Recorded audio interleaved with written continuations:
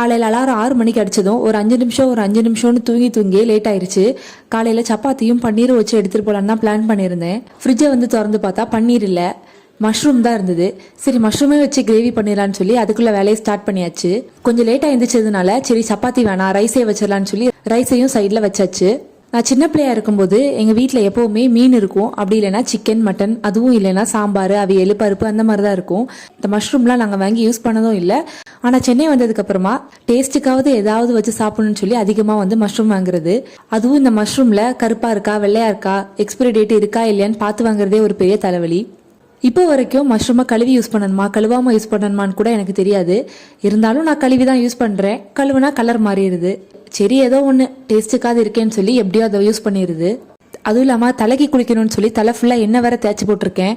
எப்படியோ அவசரமாக சமையல் பண்ணாலும் டைமுக்கு கிளம்பி ஸ்கூலுக்கு போயாச்சு.